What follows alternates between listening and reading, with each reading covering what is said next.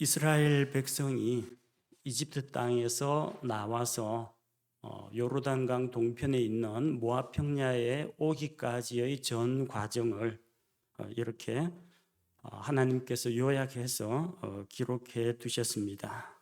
자, 이것은 이스라엘 백성의 여정에 대한 기록인 동시에 한편으로는 광야 여정을 살아가고 있는 우리 인생 여정과 대단히 흡사하다고 할 수 있습니다. 1절에 보면은 이스라엘 자손이 이집트 땅에서 나오던 때의 여정을 이렇게 기록하고 있습니다. 이스라엘 자손이 모세와 아론의 손 밑에서, 즉 하나님께서 모세와 아론을 보내어 그들을 지도자로 삼으시고 자기 백성을 인도해 내셨습니다. 자기들의 군대와 함께, 사실 이들은 나올 때는 조직적으로 체계화된 군대가 아니었습니다. 몇백 년간 노예 생활을 하던 노예 민족이었습니다. 그런데 이제는 하나님께서 그들을 인도하셔서 하나님의 군대로서 나아가게 된 겁니다. 물론 그들이 영적으로나 또 정신적으로 무장이 안 돼 있는 그런 오합지졸들에 불과했습니다만 어쨌든 하나님의 군대였고 하나님께서 그들을 통솔하셨고 또 그들을 훈련시켜서 하나님의 일꾼으로 하나님의 도구로 사용하셨습니다. 자, 이집트 땅에서 나올 때 그때의 여정이 이러하다라고 이야기하면서 그 다음이 여정에 대한 것입니다. 2절에 보니까 모세가 주의 명령에 의거하여 그들의 여정을 따라 그들이 나간 것을 기록하였는데 그들이 나간 대로 그들의 여정이 이러하니라. 하나님께서는 모세에게 이스라엘 백성이 어떤 과정을 거쳐서 지금 여기까지 오게 됐는지 그 여정을 기록하게 하셨습니다. 역사적인 기록으로 남기도록 했습니다.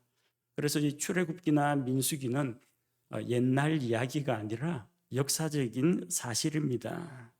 그리고 이것을 기록으로 남기심으로써 하나님께서 자기 백성을 어떻게 인도하시고 어떻게 도우셨는지 후세대 사람들이 모두 알게 하시고 하나님의 영광을 드러내신 것입니다.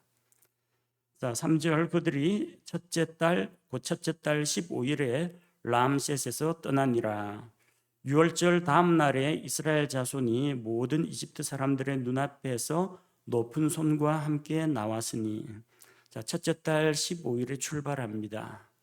1월 14일이 이제 주의 6월절이고 6월절 의식을 마치고 이집트에서 나왔습니다. 그들이 출발한 곳은 람셋입니다. 람셋은 이스라엘 백성이 이집트에 머물 당시 머무던 곳이 이제 고센 지방인데 고센 지방에 있는 도시 가운데 하나가 람셋입니다. 출애굽기 1장 11절 말씀에 의하면 이 국고 도시 비돔과 람셋은 이스라엘 백성을 강제 노역을 시켜가지고 짓게 만든 그 도시였습니다. 자, 그들은 이집트 사람들의 눈앞에서 당당히 나왔습니다.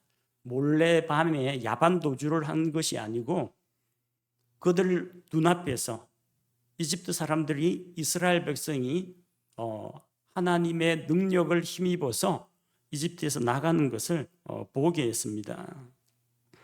자, 높은 손과 함께 나왔다라고 했는데 이 전치사 위드를 이제 동반 부대격으로 번역을 했는데 위드라는 것은 무엇을 사용하여 기구격으로 해석하는 것이 아마 이해하기가 쉬울 겁니다.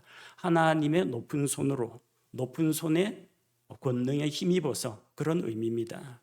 파라오는 그들을 보내지 않으려고 했죠. 근데 하나님은 어떻게 하셨습니까?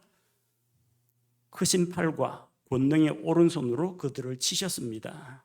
그래서 하나님의 능력 있는 손으로 그들이 나가게 하신 겁니다. 하나님께서 자기 백성을 그렇게 데리고 나갈 때 이집트 사람들은 그들이 가는 것을 눈으로 보긴 했지만 가로막지는 못했어요. 왜냐하면 4절에 이는 이집트 사람들이 주께서 자기들 가운데서 치신 것, 즉 자기들의 처음 난 모든 것을 묻었기 때문이더라. 주께서 그들의 신들에게도 심판을 집행하셨더라. 하나님께서 이집트 땅에서 처음 난 것은 파라오의 장자부터 시작해서 이 맷돌 돌리는 여종의 맏아들까지 다 치셨습니다. 그 땅에서 태어난 가축의 첫 새끼도 하나님께서 다 치셨습니다. 이스라엘 백성은 하나님의 말씀을 듣고 유월절 어린 양의 피를 취하여 문설주와 임방에 뿌리고 그 밤에 어린 양의 피가 칠해져 있는 그 집 안에서 어린 양의 고기를 불에 구워 먹으면서 하룻밤을 보냈습니다.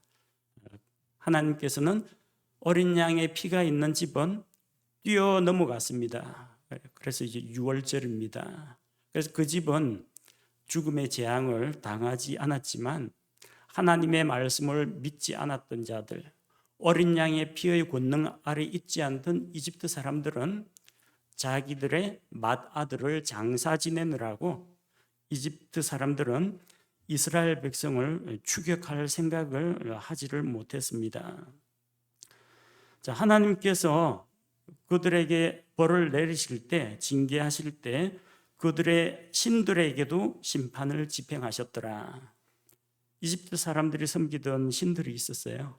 태양신 라, 나일강, 오시리스 이런 신들, 그리고 개구리 모습을 한 신, 그들이 섬기는 메뚜기 형상, 황소 형상, 이것이 10가지 재앙을 통해서 하나님께서 전능자 하나님이시고 이집트의 그런 사람들이 만들어낸 이 형상들은 잡신들, 아무것도 아닌 쓸모없는 헛된 것이라는 것을 보여주셨습니다. 자, 그래서 이제 람셋에서 출발해서 자, 믿음의 여정이 시작됩니다. 5절에 이스라엘 자손이 람셋에서 움직여 숫곳에 진을 쳤고, 자, 여기 숫곳이라는 것은 이집트 땅에 있는 비돔 근처에 있는 숫곳입니다. 우리가 아는 창세기에 나오는 숫곳이 아닙니다. 창세기 33장 17절은 야곱이 밧단 아람에서 아내들과 자식들과 가축들을 이끌고 돌아오다가 가축들의 우리를 지은 곳이 숫곳, 장막이라는 뜻입니다.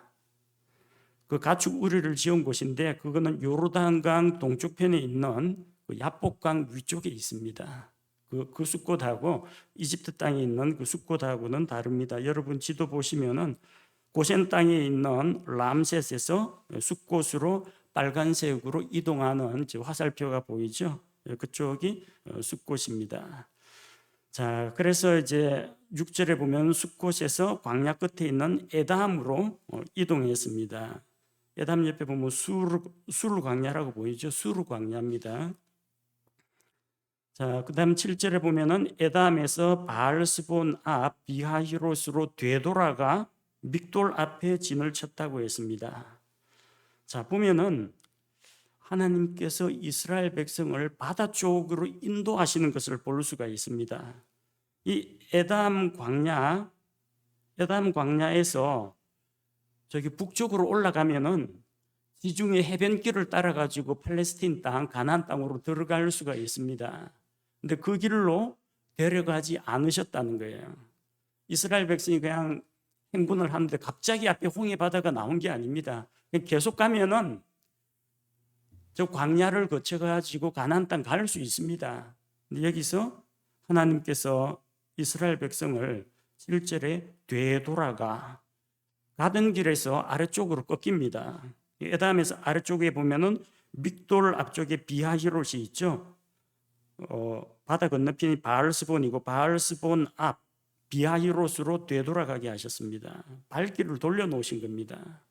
하나님께서 이스라엘 백성을 홍해 바다를 통과하게 하기 위해서 일부러 여기로 바다 쪽으로 데리고 오신 거예요. 자, 그래서 8절에는 비하히롯 앞에서 홍해 한가운데를 통과하여 광야에 이르렀다. 그렇게 기록이 되어 있습니다. 그리고 이제 홍해가에서 르비딤까지 가는 여정입니다. 자, 8절에 보면 에담 광야에서 사흘 길쯤 가서 마라에 진을 쳤습니다. 자, 거기서 저 홍해를 따라서 아래쪽으로 남쪽으로 남동쪽으로 내려가면은 마라가 나오죠. 마라는 왜 마라냐? 거기서 물이 써가지고 먹을 수가 없었기 때문에 그곳을 마라라고 했습니다. 그래서 이스라엘 백성이 마라의 쓴 물로 인해서 또 원망하고 불평을 했습니다. 9절에서 마라에서 이제 엘림으로 이동합니다. 자, 마라에서 더 남쪽으로 내려오니까 지도에 엘림이라는 곳이 보이죠. 자, 엘림에 도착하니까 물샘 12개와 종려나무 70그루가 있었습니다. 이건 우리가 출애굽기 15장에서 살펴본 내용입니다. 이 종려나무라고 했는데 이 종려나무는 번역을 종려나무로 했지만 나무 품종으로 치면요 대추야자 나무입니다. 그 야자처럼 생겼는 이게 열대 지중해성 그런 열대성 과일인데요. 이 대추야자가 대추처럼 생기긴 했어요. 근데 먹으면 아주 달콤합니다. 피로가 싹 가실 정도로 당도가 아주 높습니다. 그리고 이 조그만한 나무가 맺혀 있는 이런 커다란 그 덩어리에서 대추 열매를 수십 개씩 딸 수가 있습니다. 이 열매들 마치 딱딱딱 솔방울에 꽂혀 있는 것처럼 빼곡히 차 있어요. 그런 것들이 듬성듬성 여기저기 막 널려 있는 겁니다. 이스라엘 백성에게 중요한 원기 회복 양식이 된 겁니다. 이럴 줄 알았으면 하나님께 좀 미리 좀 감사하고 하나님이 앞으로 뭘 보여주실까 소망을 했으면 좋았을 텐데 그 마라의 쓴맛을 한번 보고는 당장 뱉어내면서 입에서 원망과 불평이 나왔습니다. 조금만 더 가면은 물샘도 있고 대추야자 나무도 있는데 고세를 못 참아가지고요. 우리 인생이 그런 겁니다. 자, 10절에서 14절 보니까 이제 엘림에서 출발해서 엘림에 물샘이 있고 대추야자 나무가 있다고 해서 거기서 집 짓고 살 수는 없어요. 그들이 가는 곳은 하나님께서 약속하신 가나안 땅으로 가는 길입니다.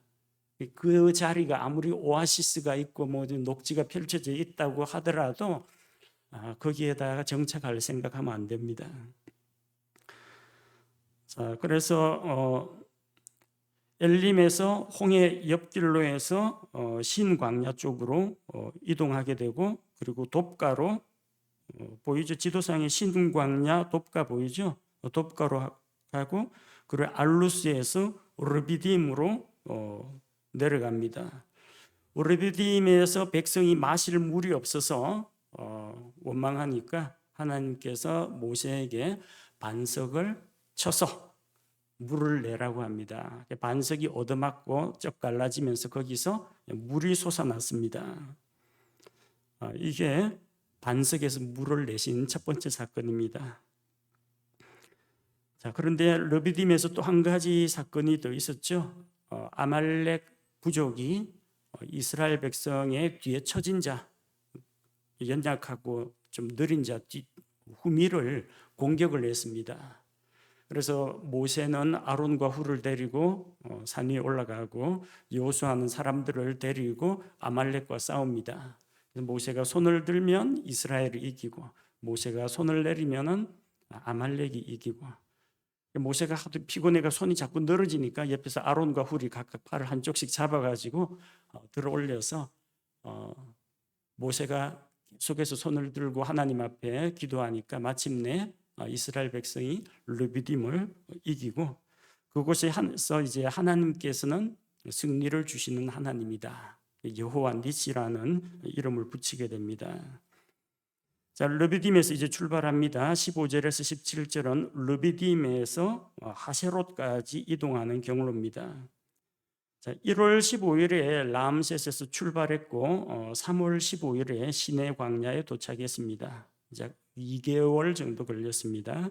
그리고 여기서부터 그 다음 해 2월 20일 시내 광야에서 출발하기까지 우리 민수기 10장 11절에서 자 진영을 짜가지고 동서남북 진영을 짜가지고 이제 출발 순서 정한 거 있죠.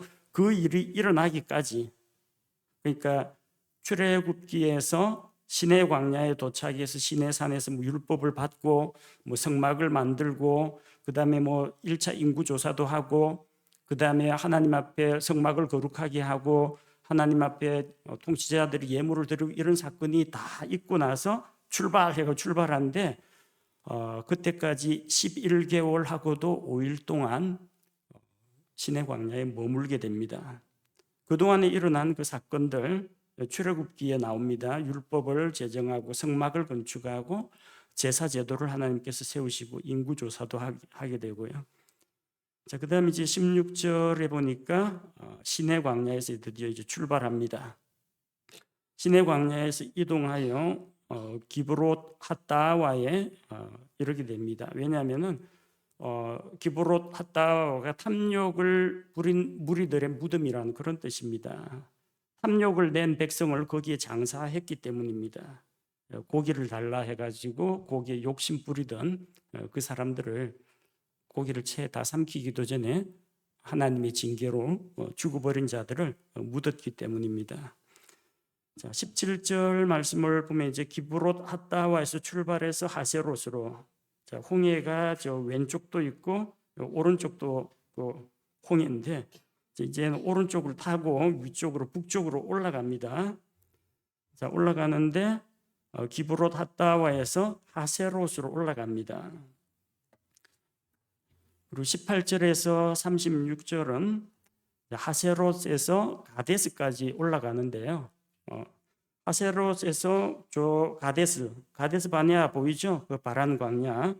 하세롯에서 쫙 북쪽으로 올라가서 바란 광야, 가데스 바네아 광야까지 올라갑니다. 자, 근데 여기에 나오는 지명들을 보면은 우리가 못 들어봤던 그런 지명들이고요. 성경 지도에도 요 지명이 어딘지 잘 표시가 안 돼 있습니다. 어딘지 몰라요. 여기 광야이기 때문에. 광야에 뭐 사람이 사는 것도 아니고 무슨 마을이 있으면은 뭐 부족의 이름이라든지 그 마을을 세운 자의 이름이라든지 해서 남아 있을 텐데 그야말로 광야입니다. 잠시 텐트 치고 머물다가 텐트 걷어가지고 지나가면 아무것도 안 남습니다. 근데 하나님께서는 지명은 남겨 놓으셨는데 오늘날 이 지역이 어딘지는 알 수가 없어요. 지명 이름은 성경에 기록되어 있습니다. 그 당시 그 이름으로 불렀으니까. 자, 그래서 가데스에서 출발해서 가데스로 돌아오기까지 여정입니다. 왜 가데스에서 다시 가데스로 돌아오느냐? 가데스 바네아에서 정탐꾼들을 보냈는데 그들의 불신앙의 보고를 듣고 이집트로 돌아가자. 하나님을 원망하고 우리는 그 땅을 얻을 수가 없다. 그 땅에 들어가면 우리 다 죽는다. 이런 부정적인 말을 하고 하나님을 믿지 않았기 때문에 하나님께서 그들에게 자, 너희는 광야로 들어가라 해서 38년 동안 광야 생활을 하게 됩니다. 약 2년 정도 시내 광야에서 머문 거 거기에다 38년 더하면은 40년이 됩니다. 자, 그래서 이제 모르는 지명들이 많습니다. 린마, 림몬 베레스, 림나, 리사. 우리가 읽었던 구절입니다. 그엘라다, 사베르산, 하라다, 마켈롯, 다핫, 다라, mit가, 하스모나, 모세롯, 브네야간, 홀라깃갓, 옅바다, 에르보나, 그리고 에시온가벨. 에시온가벨은 여기 지도에 나오는데 거기서 엘바란이라고 된 게 있습니다. 오른쪽 홍해 바다의 그 육지와 만나는 그 뾰족한 부분이 있죠. 그 엘바란, 거기가 에시온가벨입니다. 에시온가벨에서 다시 가데스 바네아로 돌아갑니다. 가데스 바네아에서 출발해서 다시 가데스 바네아 돌아오는데 38년 걸립니다.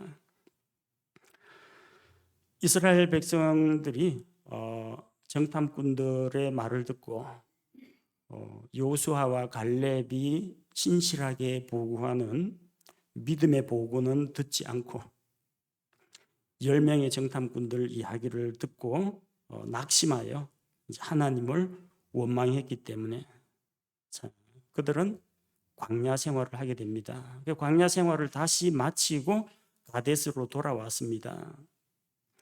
그래서 민수기 20장 1절에 보면 또 이제 한 가지 사건이 있죠.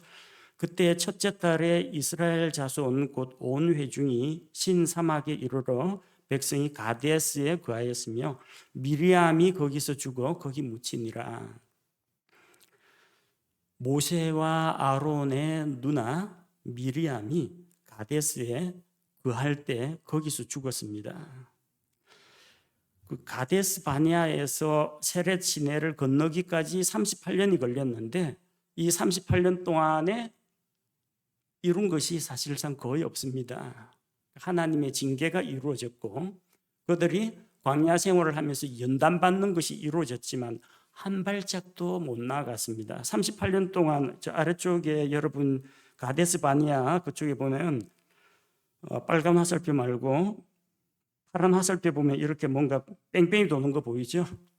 예, 광야에서 방황하면서 광야의 길이 어디 있습니까? 그냥 그때그때 하나님이 출발하면 출발하는 거고 정착하면 전부 장막을 치는 건데 거기서 뺑뺑이 도느라고 38년 동안 돌았는데 38년 동안 돌아와 보니까 제자리예요. 원래 그대로 자기들의 중요한 인생을 낭비했습니다.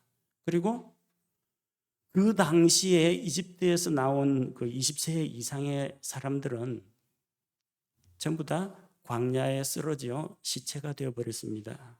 남은 2세대만 가나안 땅에 들어가게 되는 겁니다.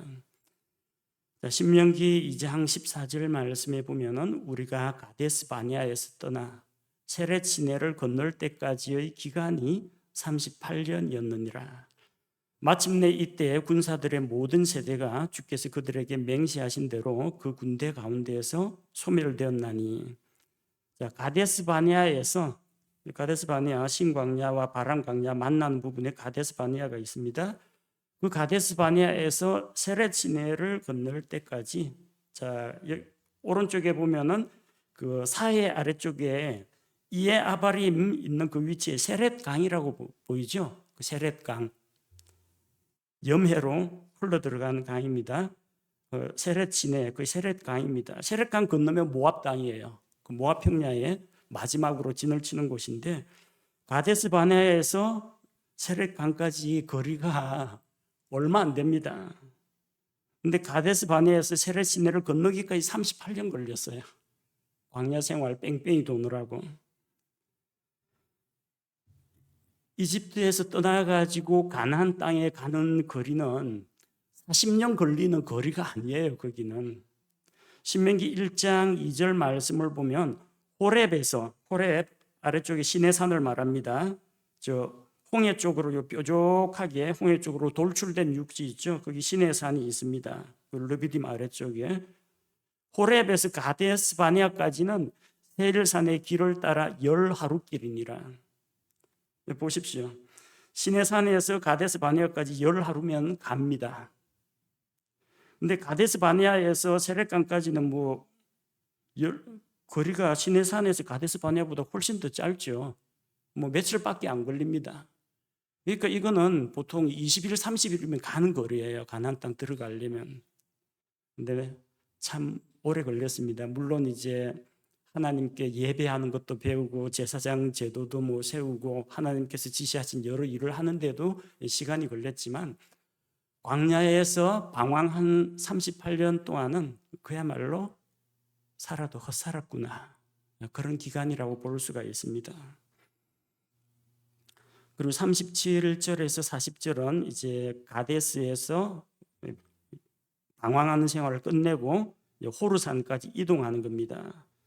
37절 보면은 그들이 가데스에서 출발하여 에돔 땅 끝에 있는 호르산에 진을 쳤다고 했습니다. 이 호르산의 위치가 정확하게 어딘지는 알려져 있지가 않습니다. 그래서 성경 지도 보면 어떤 것은 이렇게 호르산 위치를 염해 왼쪽으로 잡은 데도 있고 염해보다 조금 아래쪽 에돔 쪽에 잡은 곳도 있는데 이거는 정확하게 그 위치가 어디인지 오늘날 우리가 가지고 있는 지도 가지고는 알 방법이 사실상 없습니다. 대략적인 아마 여기일 것이다. 주변에 있는 어떤 민족들의 위치하고 이런 것들을 생각해서 추정한 것이 아마 대체로 여기쯤 된다. 그렇게 지도에 표시를 했습니다. 자, 38절 보니까 이제 호르산에서 어떤 일이 일어납니까? 이집트에서 나온 지 40년째 되는 해 5월 1일이 아론이 호르산에서 죽었습니다. 하나님의 대제사장, 이 영적인 지도자가 호르산에서 죽었습니다. 모세와 마찬가지로 모세와 아론이 즉 가데스 바네아의 무리바 물에서 하나님의 영광을 드러내지 않았기 때문에 그들은 가나안 땅에 들어가지 못할 것이라고 말씀하셨는데 들어가지 못하고 호르산에서 죽게 됩니다. 그래서 모세와 아론과 엘르아살이 같이 올라갔다가 아론은 죽어서 거기에 묻히고 아론의 대제사장 예복을 엘르아살이 물려받아 입고 산 아래로 내려오고 백성이 거기서 애곡하면서 그 아론의 죽음을 애도하게 됩니다. 그때 죽을 때 아론이 나이가 123세였습니다. 모세의 나이가 120세. 그러니까 40년 광야 생활의 그 마지막입니다. 이집트에서 나올 때 나이가 모세가 80세, 아론이 83세였으니까 40년 지났어요. 자, 그리고 40절에 보면은 이스라엘이 이제 아랏 왕과 싸우고 그리고 호르산을 떠나는 이야기 우리가 최근에 같이 살펴보았습니다.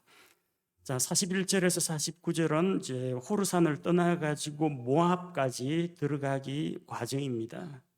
여러 사연들이 많았죠. 에돔 왕에게 좀 길을 좀 빌려달라, 왕의 대로로 가겠다고 하는데 안 빌려주고 국경까지 나와가지고 군사를 동원해서 막기 때문에 하는 수 없이 왕의 대로 옆으로 그냥 광야길로 가고, 광야길로 간다고 또 백성들은 원망하고 불평하고 이렇게 해서 이제 위쪽 세렛 시내를 건너서 모압까지 들어가는 그 과정입니다. 자, 41절에서 44절 호르산에서 이에아바림까지 가는 여정입니다. 자, 호르산 위치 보십시오.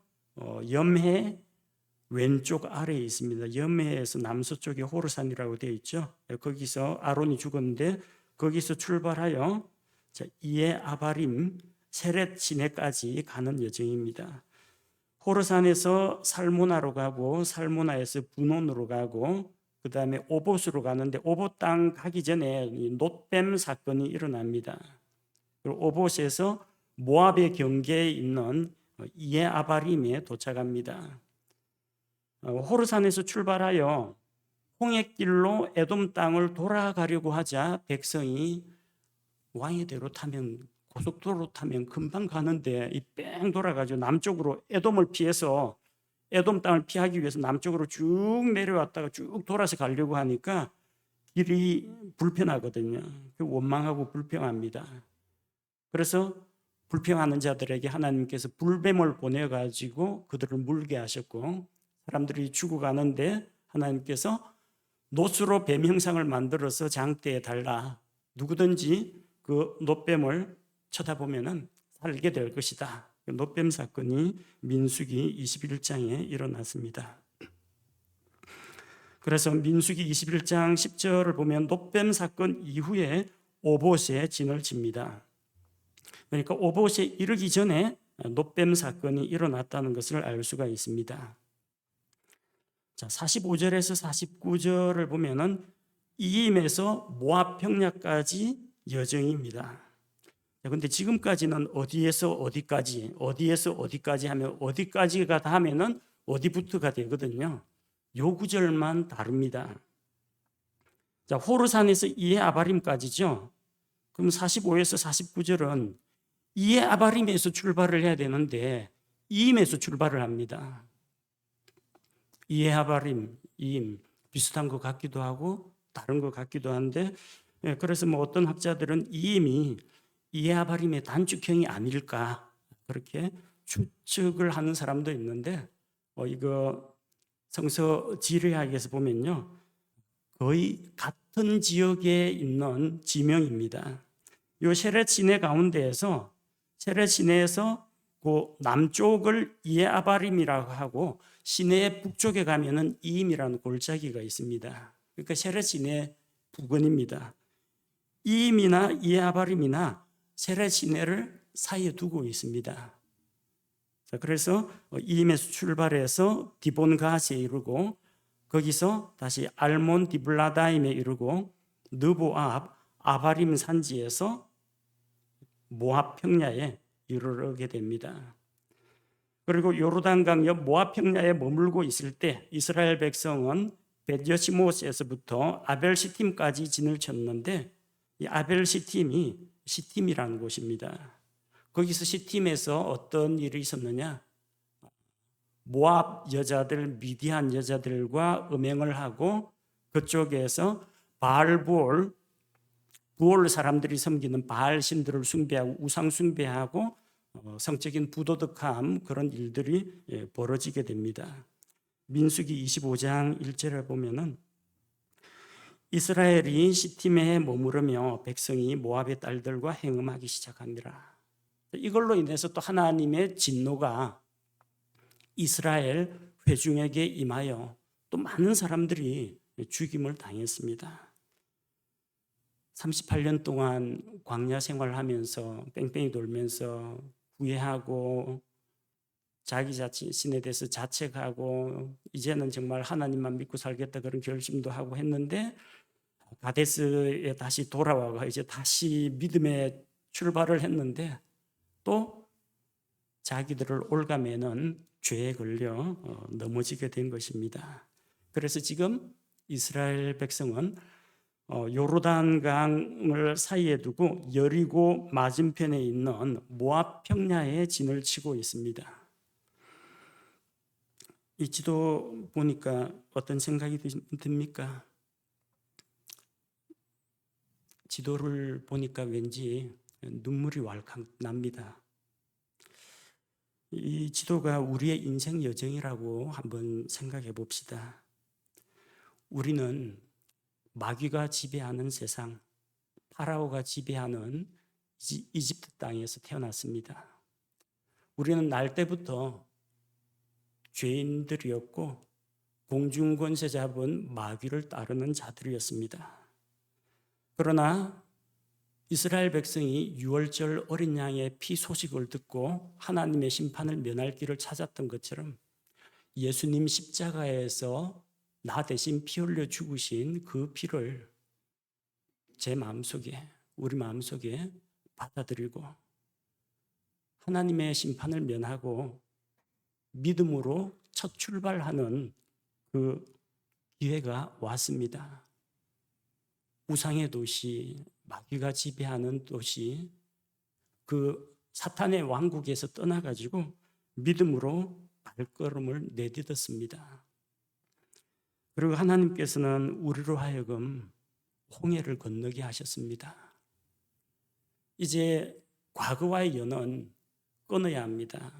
꼭 예수님 믿고 나면은 옛날에 그 알고 지내던 친구들이나 옛날에 내가 가지고 있던 취미나 나쁜 습관들은 여기에 나를 졸졸 따라옵니다. 그런 것들은 전부 홍해 바다에다 장사 지내야 합니다. 내가 이 세상에 대하여, 죄에 대하여 그리스도와 함께 죽고 그리스도와 함께 일어났다. 이런 경험이 있어야 합니다. 이것은 머리에 물을 뿌리는 것이나 아니면은 단순히 물속에 첨벙 들어갔다 첨벙 나오는 그거 가지고 되는 게 아닙니다. 성령님으로 말미암아 내가 그리스도와 함께 죽고 그리스도와 함께 일어난 사람이라 그런 고백을 통해서 새 사람이 되어야 합니다. 그리고 뒤에서 나를 추격해오는 저 이집트의 군대들 이런 것들은 전부 다 홍해 바다 물속에 다 수장시켜 버려야 됩니다. 제가 15살 때 예수님을 믿고 신앙생활을 했습니다. 예수님 믿고 45년이 지나서 지금 60세가 되었습니다. 인생 여정 보니까 그 가운데 참 하나님께서 날마다 만나와 같은 영적인 양식을 내려주셔서 그것으로 만족했던 때도 있고, 또 어떤 때는 하나님 앞에 떼를 쓰고 투정을 부린 때도 있었습니다. 이스라엘 백성이 시내산에 머물렀던 것처럼 신앙생활을 하면서 하나님을 경외하고 예배를 드린다는 것이 무엇인지, 기도가 무엇인지, 이런 하나님의 백성으로서의 삶을 배우고 계속해서 나아갔습니다. 그리고 이제는 정말 하나님이 인도하시는 곳으로 거의 다 왔다 생각했는데, 뜻하지 않게 죄에 걸려 넘어져서 실패를 한 경험들이 각기 다른 종류의 실패, 각기 다른 시기에 일어났겠지만 아마 우리 각자에게도 이스라엘 백성과 같은 원망과 불평과 내가 왜 이집트에서 나왔던 거, 내가 왜 예수님을 믿었던 거 하는 그런 생각 때문에 영적인 침체 상태에 빠진 적도 있을 겁니다. 나중에 돌아와 보니까 그 방황하던 시기, 영적 침체기, 잠수 타던 시기는 와보니까 제자리, 한 걸음도 못 나아가고 제자리였다는 것을 발견하게 됩니다.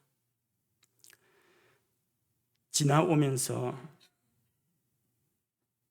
이방의 군대들과 싸우고 세상과 싸우고 마귀와 싸우고 헤쳐나가가지고 딱 요르단강 앞에 이제 너희가 그 땅에 들어가거든 하는 그 하나님의 말씀을 듣고, 하나님의 왕국에 들어가면 나는 과연 어떠한 모습으로 하나님께 예배드릴까, 이걸 상상하고, 또 하나님께서 이스라엘 백성은 강 건너에 있는 그 땅을 얻게 되겠지만 우리는 하늘에 우리를 위해 예비하신 하늘의 상속 유업은 얼마나 영광스럽고 풍성할 것인가, 그걸 바라보는 그 단계에 와 있습니다.